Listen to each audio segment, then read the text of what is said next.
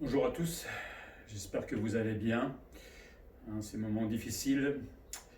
Je vous propose une lecture dans Romains chapitre 5, les versets 1 à 5.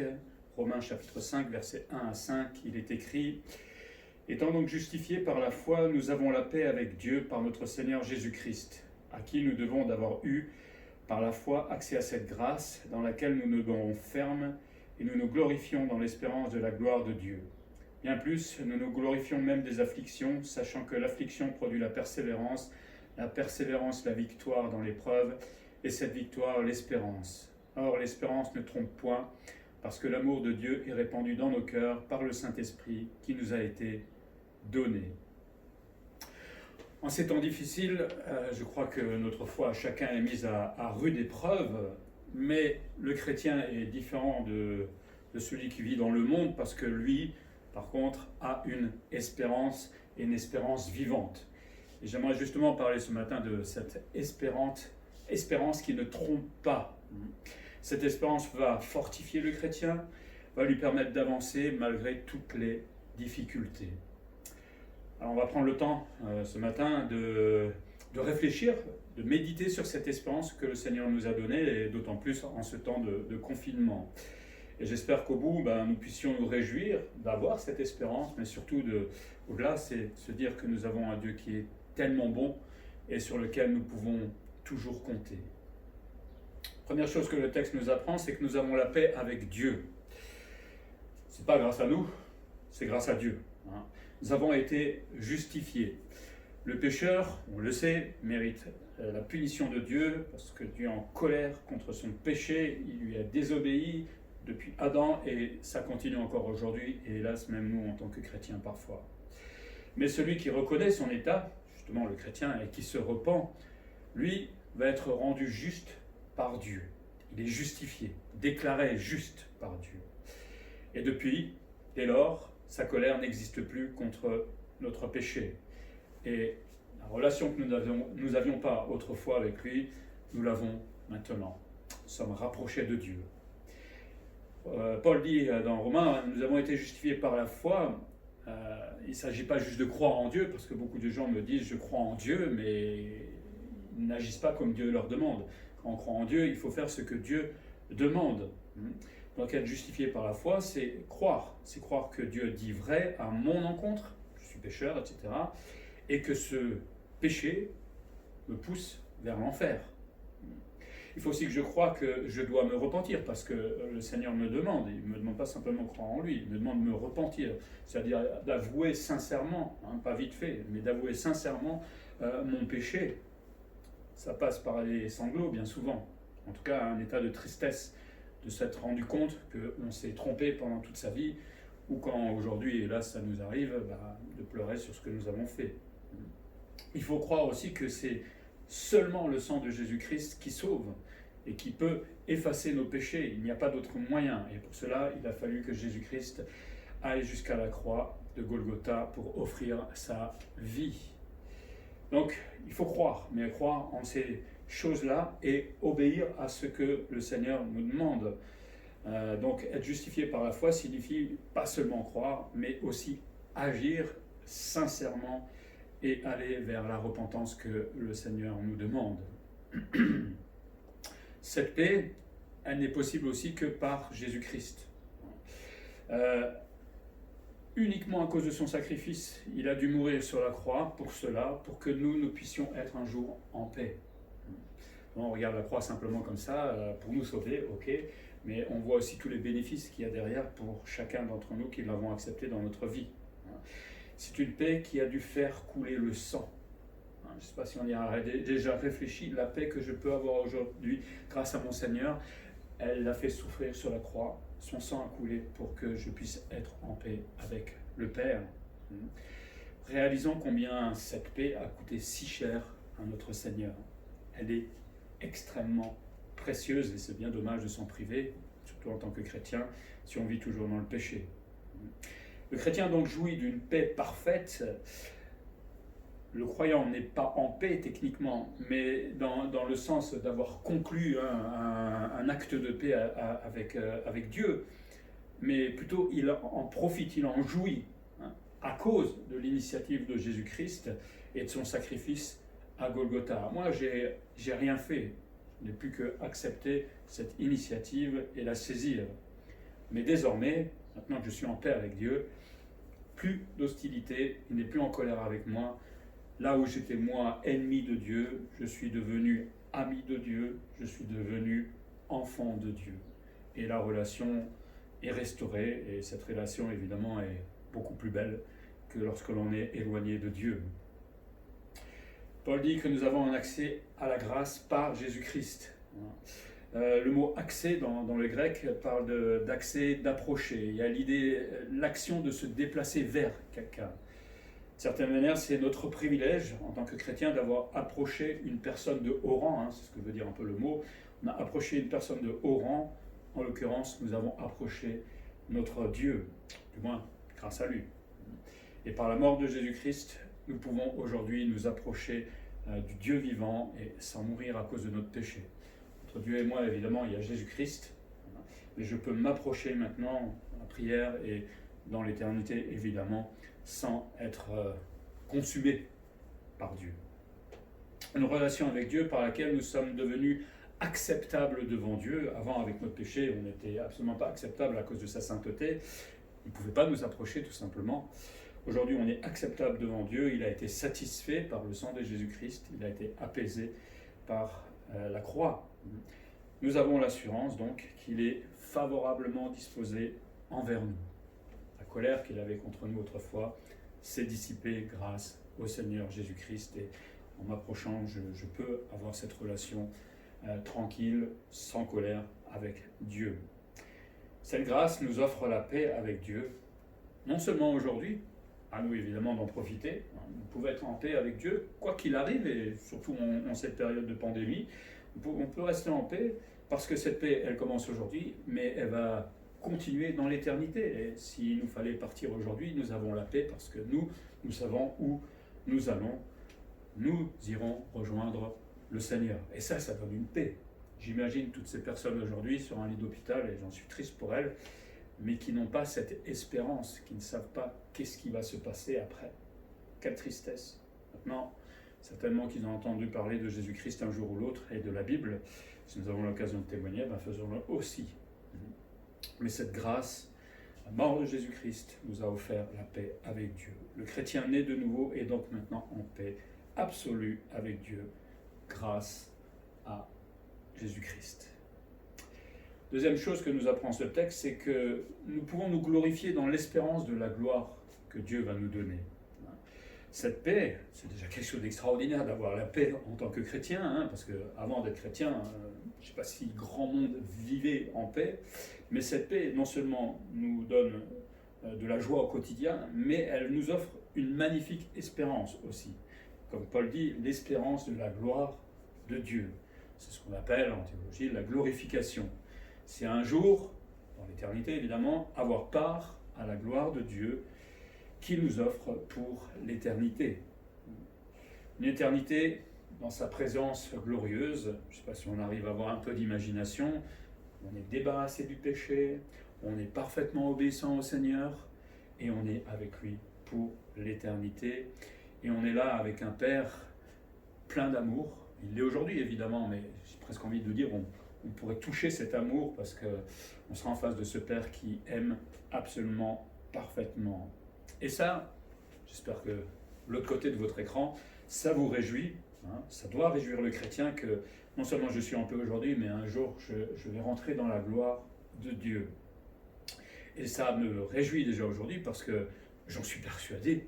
Ce n'est pas une promesse qui a été faite à la légère par le Seigneur, c'est quelque chose qui va se passer. C'est pour ça que ça peut me réjouir aujourd'hui.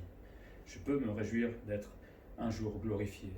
Et ça va motiver aussi le chrétien, parce que à ce moment-là, puisqu'il sait où il va, parce qu'il est en paix aujourd'hui, pourquoi quelque chose viendrait dérober sa joie et sa paix? Hormis le péché, on peut demander pardon au Seigneur. Mais à part ça, qu'est-ce qui peut bien enlever la paix et la joie du chrétien? Il y a des difficultés de la vie, on est bien d'accord. Hein, mais il ne s'agit pas de rire bêtement, il s'agit d'une paix intérieure. On peut avoir des épreuves dans la vie et rester malgré tout en paix. Mais surtout, rappelons-nous que cette glorification n'est absolument pas méritée par le chrétien, parce que moi, je ne me sens pas digne de cela. C'est seulement possible à cause du sacrifice de Jésus-Christ. Et c'est là où on se rend compte que ce n'était vraiment pas mérité, puisque quand on voit les souffrances de Jésus sur la croix, et je me dis c'est grâce à ça que moi, je peux être glorifié. Waouh, je ne mérite absolument pas quoi que ce soit de la part de Dieu, mais le Seigneur nous aime, on l'a dit, et se plaît à nous glorifier.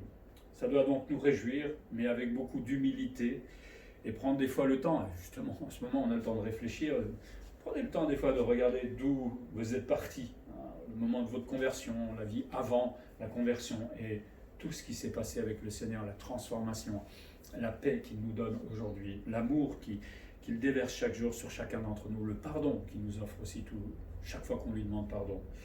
On vient de loin, de très loin. Et c'est bien de méditer là-dessus parce qu'en se souvenant de là où on était et là où on est aujourd'hui, on a envie de se réjouir et on reste humble devant le Seigneur.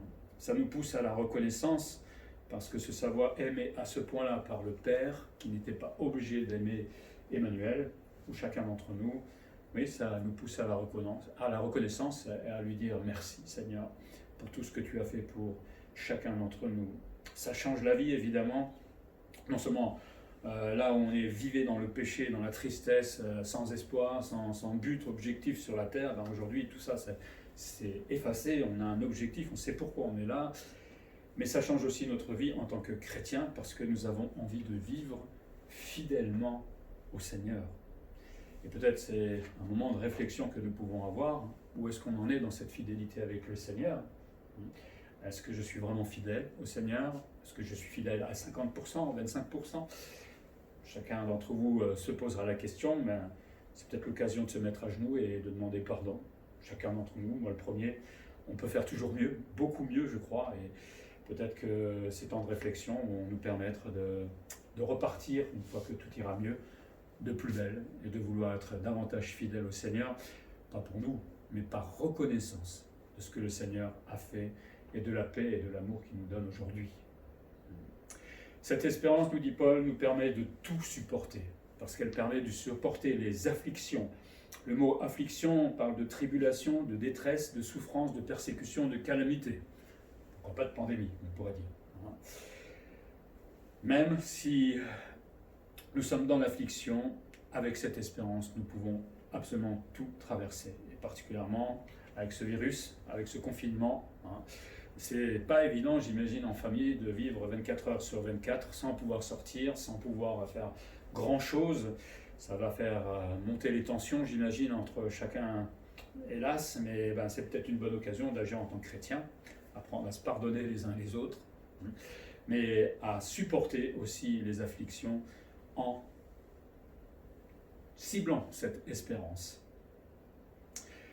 Notre affliction actuelle, évidemment, vous le savez, c'est cette pandémie. Pour moi, c'est la tristesse de voir les églises fermées. Bon, elles ne sont pas vraiment fermées, mais la communion fraternelle, celle-là, elle n'est pas là. Et ça, c'est bien triste.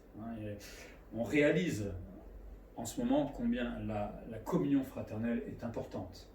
Si ça ne vous manque pas, posez-vous des questions. C'est pas normal. C'est absolument pas normal. Si la communion fraternelle ne me manque pas, il y a quelque chose qui ne va pas dans ma vie chrétienne. Parce qu'un chrétien a besoin de cette communion fraternelle avec ses frères et avec ses sœurs. Ce qui m'attriste aussi, c'est que le diable doit se réjouir en ce moment, puisque les églises sont fermées.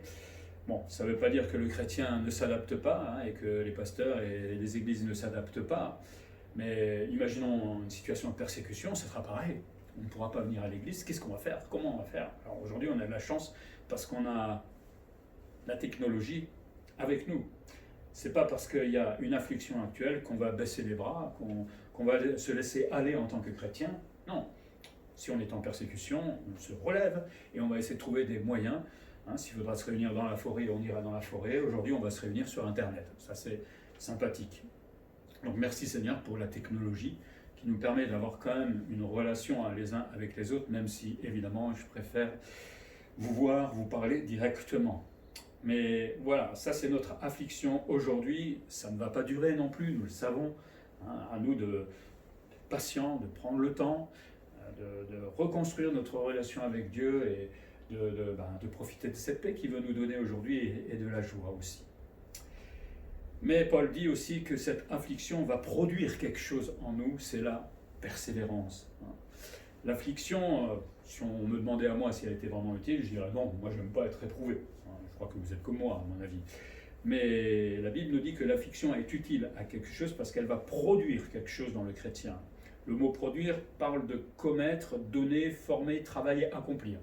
Un peu comme la pâte à modeler. On est en train de faire quelque chose avec le chrétien au travers de l'affliction. Elle va produire la persévérance. La persévérance, quelqu'un disait dans le Nouveau Testament, le trait caractéristique d'un homme qui ne dévie pas de son but délibéré et de sa loyauté à la foi et la piété malgré la plus grande épreuve et souffrance. Un chrétien qui persévère, c'est quelqu'un qui est face à toutes les situations de vie qui peuvent exister, même la persécution, il avance.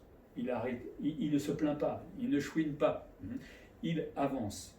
Et rien ne va le faire dévier à droite et à gauche. C'est ça, un chrétien qui est persévérant.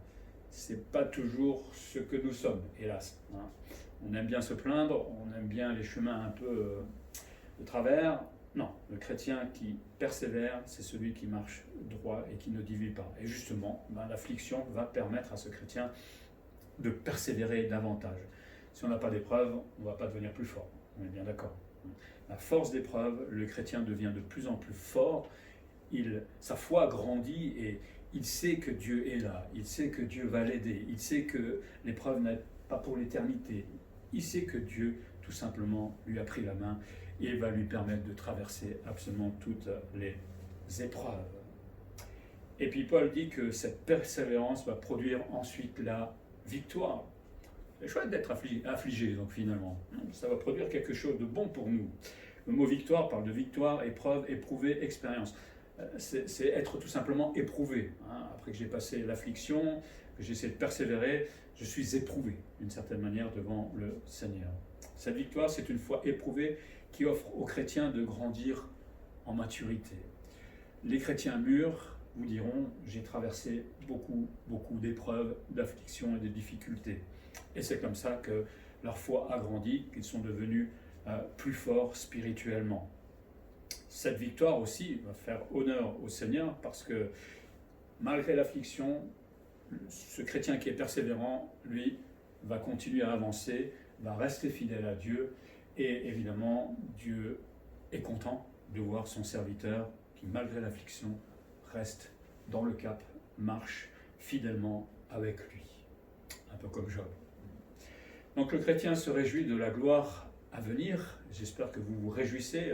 Moi j'ai beaucoup d'imagination, donc j'imagine plein de choses. Ce ne sera peut-être pas comme ça du tout, mais je me réjouis en tout cas de pouvoir partager déjà l'éternité avec le Seigneur, mais humblement d'être glorifié par le Seigneur. Moi, je ne mérite absolument rien, mais le Seigneur l'a décidé pour chacun d'entre nous. Donc on se réjouit pour cette gloire à venir et ça nous donne des forces pour avancer aujourd'hui durant notre vie. Troisième chose que nous apprend ces quelques versets, c'est que nous avons une espérance, mais véritable. Elle est vraie, elle n'est pas fausse. Une espérance véritable, qui ne trompe ni ne décevra aucun chrétien. Paul dit, elle ne trompe pas le chrétien. Le mot tromper, c'est être confus, confondre, déshonorer, mettre en disgrâce. Le monde, lui, trompe, dupe les gens, ment sans que ça lui pose un problème. C'est sa nature, tout simplement, pécheresse, qui est là et qui est agissante. Mais l'espérance du chrétien, elle est bâtie sur Dieu, pas sur le monde, sur Dieu. Et cette espérance, cette promesse, elle est divine. Et comme Dieu ne change pas, et quand elle promet quelque chose, ça va s'accomplir. Donc, elle a une bonne assise, cette espérance. Elle ne trompera jamais, jamais. En plus, elle ne changera jamais, puisqu'elle est basée sur son auteur, sur ses attributs. Et comme Dieu ne change jamais, donc forcément, le jour où Dieu a promis que cette espérance s'accomplira, eh bien, elle s'accomplira tout simplement. Personne ne pourra rien changer. Même pas moi-même.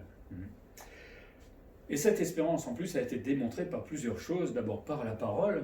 Nous savons que la parole, pour la défendre, nous disons qu'elle est prophétique. Donc, ce que Dieu a dit est vrai. On le sait au travers des prophéties, beaucoup de choses sont accomplies à la lettre. Donc, si la parole de Dieu est vraie, parce que Dieu dit des choses vraies, et qu'il nous dit que notre espérance est véritable, qui va aller le contredire, tout simplement? Une autre chose qui le démontre, c'est l'incarnation de Jésus-Christ. Jésus a dit « Je suis Dieu ». Il est venu sur la terre pour offrir sa vie aux pécheurs, mais il a démontré que Dieu existe, puisque Dieu était sur la terre. Et puis, je pense personnellement que cette espérance est démontrée au quotidien, puisque Dieu prend soin de nous tous les jours. Il n'a jamais abandonné ses serviteurs et ses enfants, et fait ça depuis le début de notre naissance et jusqu'à la fin de notre vie. Donc notre espérance, non seulement elle n'est pas trompée, elle ne trompe personne, à cause de Dieu, à cause de qui il est, mais aussi parce que nous avons des preuves que cette espérance ne changera jamais. Évidemment, cette espérance n'est pas comme celle du monde. L'espérance du monde, elle est fabriquée par la science, par l'homme, et forcément, il y a des fois des espérances dans le monde, mais elle a des limites humaines et elle est fragile. Elle n'est pas comme l'espérance que Dieu nous donne. Ou alors, certains vont créer des religions pour espérer dans certaines choses, mais c'est une espérance qui est basée sur des œuvres, basée sur de faux dieux, sur de fausses choses, de fausses religions, fausses philosophies.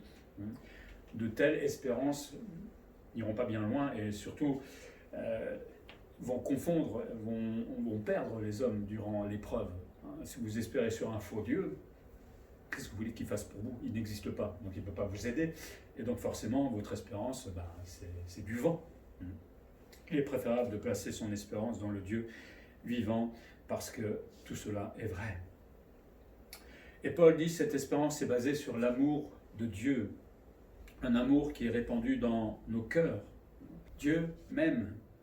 Il l'a suffisamment prouvé par le sacrifice de Jésus-Christ sur la croix. Il a envoyé son Fils sur cette croix mourir pour moi.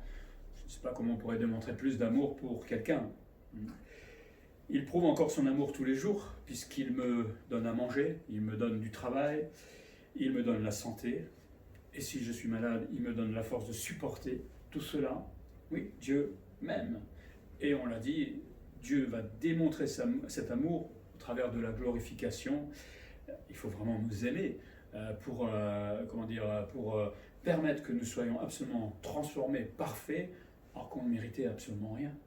Oui, Dieu m'aime parfaitement parce qu'il veut partager cette éternité, cette gloire avec nous. Et Paul veut dire, cet amour est répandu par le Saint-Esprit. Il témoigne, le Saint-Esprit, en nous, de l'amour de Dieu. Comme dit dans Galates 4,6, nous pouvons dire, c'est le Saint-Esprit qui nous dit, Abba, Père. C'est lui qui nous permet de reconnaître que Dieu est notre Père. Il nous rappelle que nous sommes aussi fils du Dieu Tout-Puissant. Quel papa on a! Quel papa extraordinaire on a! Non seulement c'est un papa qui nous aime comme aucun papa, même si je sais que les papas aiment leurs enfants, mais là on est dans une autre dimension, mais un papa qui peut absolument tout, créateur du monde, créateur de toutes choses. Oui, quel papa nous avons, quelle chance nous avons. Et le Saint-Esprit nous rappelle aussi la paix, l'espérance et l'amour de Dieu pour tous ses enfants. Une espérance basée sur l'amour de Dieu. Quelle chance nous avons que Dieu nous aime à ce point-là. Et le chrétien qui possède justement cette vraie espérance sait que tout cela va devenir absolument réalité dans la gloire du ciel. Un jour, j'ai envie de dire, on va toucher l'amour vraiment, pleinement. Ça va faire bizarre, parce qu'on croit aimer, mais quand on verra le vrai amour, ça va être autre chose. Pour terminer, en ces temps difficiles, oui, le chrétien possède, lui, une espérance et s'appuie sur cette puissante espérance. Je sais que ce n'est pas évident en ce moment, mais pensez à cela. Nous avons cette espérance vivante. Le chrétien est heureux parce qu'il a été justifié, il est en paix totale avec le Créateur, personne ne peut lui ravir cette paix, il est dans la joie aujourd'hui de se savoir ainsi en relation avec Dieu, mais aussi parce que cette joie va déborder jusque dans l'éternité. Le chrétien est heureux finalement, il est en paix. Désormais, il est attendu par le Père Céleste, qui un jour l'accueillera dans sa gloire. Voilà ce qui attend tout simplement le chrétien. Oui, il y y a la mort, il y a ce mauvais moment à passer, mais ce qui m'attend moi tout simplement, c'est un jour d'être accueilli par Jésus-Christ dans la gloire et pour l'éternité. Merveilleux cette espérance. Mais en attendant ce céleste rendez-vous, l'espérance concerne aussi notre quotidien. On peut déjà commencer à profiter de cette espérance aujourd'hui. Elle nous aide à traverser les épreuves, elle nous aide à traverser les afflictions, elle nous aide à traverser ce moment de pandémie un peu difficile. Mais oui, on ira jusqu'au bout, en tout cas, avec le Seigneur. Puissions-nous, en ces temps troublés, partager aussi cette espérance avec les incroyants, parce que je vois mes collègues de travail, j'imagine les familles qui ne connaissent pas le Seigneur, tout le monde doit absolument paniquer, se poser des questions en ce moment.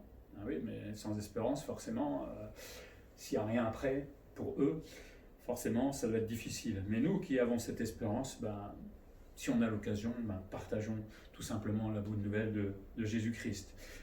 Alors on n'a pas le droit d'approcher les gens, souvenons-nous, il y a des gestes barrières évidemment, mais il y a d'autres moyens aujourd'hui, il y a les réseaux, il y a le téléphone, il y a les SMS, il y a mille et un moyens pour pouvoir témoigner de la grâce du Seigneur Jésus-Christ et de cette espérance. Aussi mes frères et mes sœurs, que le Seigneur vous bénisse, vous protège, et je prie pour cela, et j'espère que chacun d'entre nous, nous prions les uns pour les autres, et je pense surtout aux personnes un peu plus fragiles. Prions les uns pour les autres, le Seigneur va nous protéger, et j'ai envie de dire vivement les retrouvailles à l'Église. Je suis impatient. Voilà, que le Seigneur vous bénisse et vous fasse passer une bonne semaine en Jésus-Christ.